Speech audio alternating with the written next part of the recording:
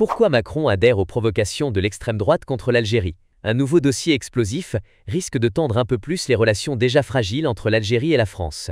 Deux députés du parti présidentiel français veulent relancer un vieux débat sensible, le fameux accord de 1968 qui encadre les droits des Algériens en France. Alors pourquoi ces députés français veulent-ils remettre en cause les droits des Algériens en France? Jusqu'où ira la provocation politique contre l'Algérie au nom de l'électoralisme? Et pourquoi l'Algérie ne compte pas se laisser faire? On décrypte tout ça ensemble. Salut à tous, j'espère que vous allez bien, c'est donc le sujet à la une des actualités du jour.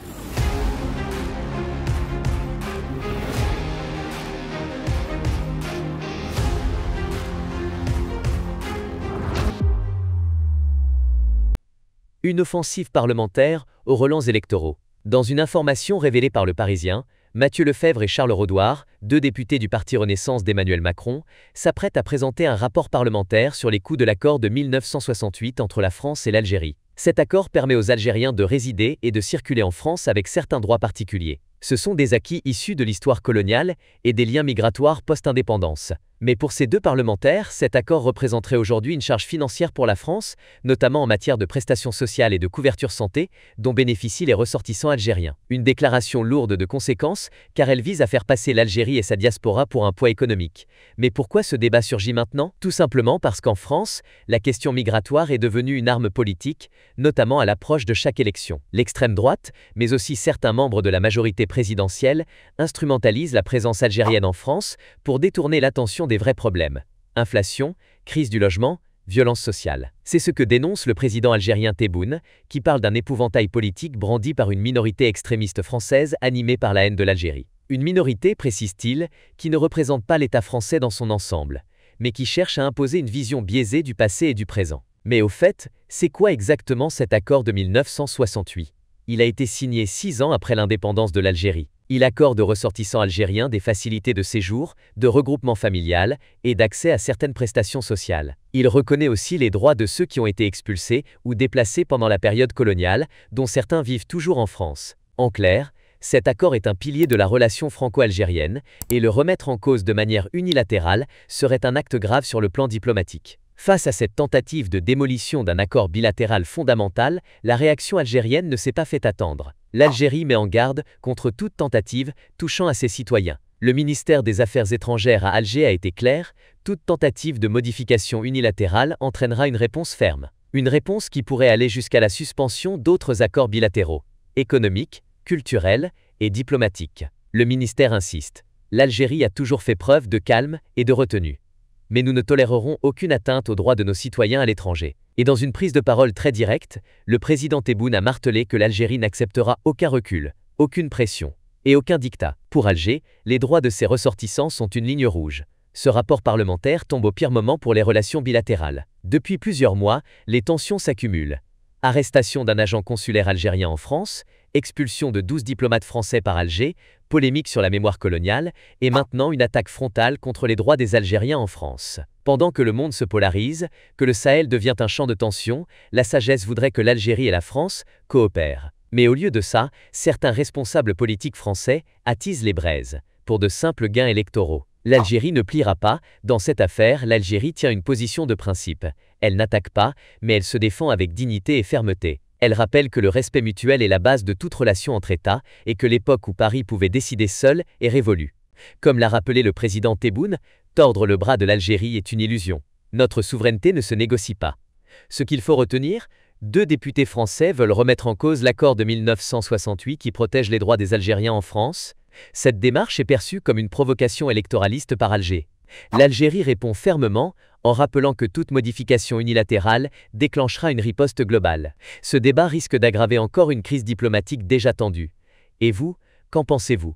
La France cherche-t-elle à détourner l'attention de ses problèmes internes en provoquant l'Algérie? Faut-il remettre en cause un accord bilatéral vieux de plus de 50 ans au nom de calculs politiques? L'Algérie a-t-elle raison de défendre avec autant de force les droits de ses citoyens à l'étranger? Dites-le moi en commentaire. Et n'oubliez pas, la politique c'est souvent plus complexe qu'il n'y paraît, alors restez curieux et informés. Avant de passer à l'actualité en bref, n'oubliez pas de liker, partager et vous abonner pour ne rien manquer de nos prochaines analyses et décryptages de l'actualité. On commence avec cette actu sur l'adhésion prochaine de l'Algérie au traité d'amitié et de coopération en Asie du Sud-Est, TAC, une décision historique, saluée par les membres de l'ASEAN lors de leur 46e sommet à Kuala Lumpur, et qui marque un tournant dans la diplomatie algérienne. Ce traité constitue le socle juridique des relations pacifiques entre les pays de l'Asie du Sud-Est et un modèle de stabilité dans une région longtemps marquée par les guerres et les rivalités. En y adhérant, l'Algérie s'affirme comme un acteur global, tourné vers un multilatéralisme fondé sur le respect de la souveraineté, la paix et la coopération équitable. Pour l'ASEAN, cette ouverture vers un pays nord-africain est stratégique.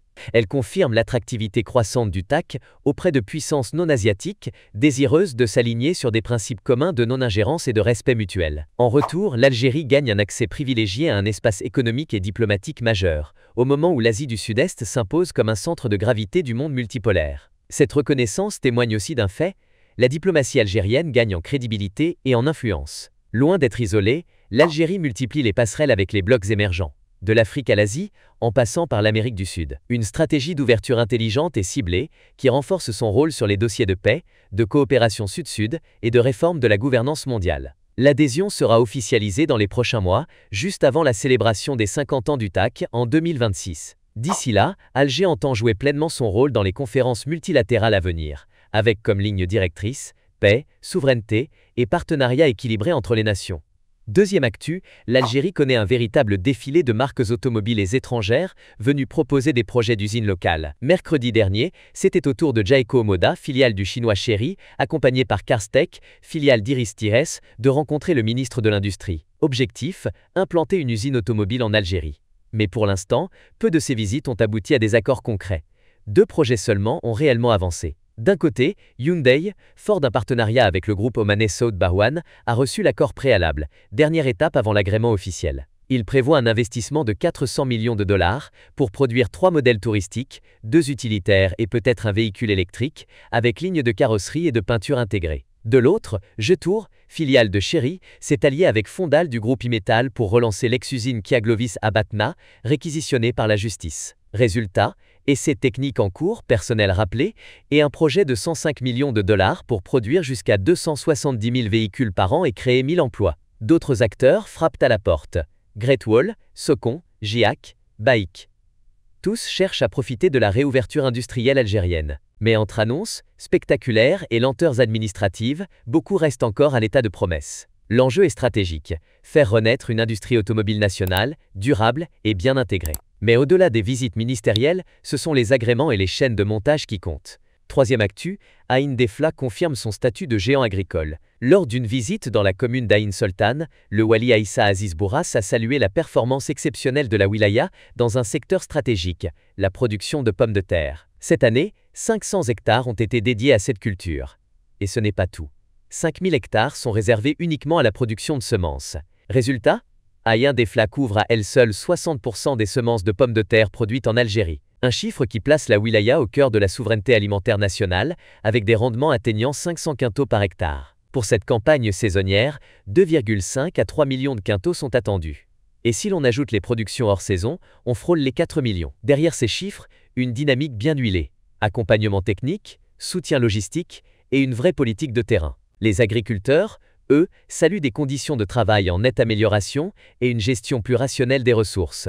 Ain Defla devient ainsi une référence nationale en matière d'agriculture structurée, combinant volume, qualité et durabilité. Dans un contexte où l'Algérie cherche à limiter les importations et sécuriser ses approvisionnements, cette réussite locale offre un modèle à suivre. On termine avec cette actu sur une menace venue directement du Soleil. Alors que notre étoile entre dans le maximum solaire, pic d'un cycle de 11 ans marqué par une intense activité magnétique, les tempêtes solaires se multiplient et elles pourraient faire très mal à Starlink, le réseau satellite d'Elon Musk. Depuis 2019, SpaceX a déployé près de 7000 satellites autour de la Terre pour offrir Internet partout dans le monde. Mais voilà, une nouvelle étude confirme que les perturbations solaires raccourcissent leur durée de vie. En clair, plus d'orages solaires égale plus de satellites qui chutent prématurément vers l'atmosphère terrestre. Ces tempêtes géomagnétiques peuvent désorienter les satellites, perturber leurs capteurs, voire provoquer des dysfonctionnements irréversibles. Et plus il y a de satellites en orbite, plus la menace grandit.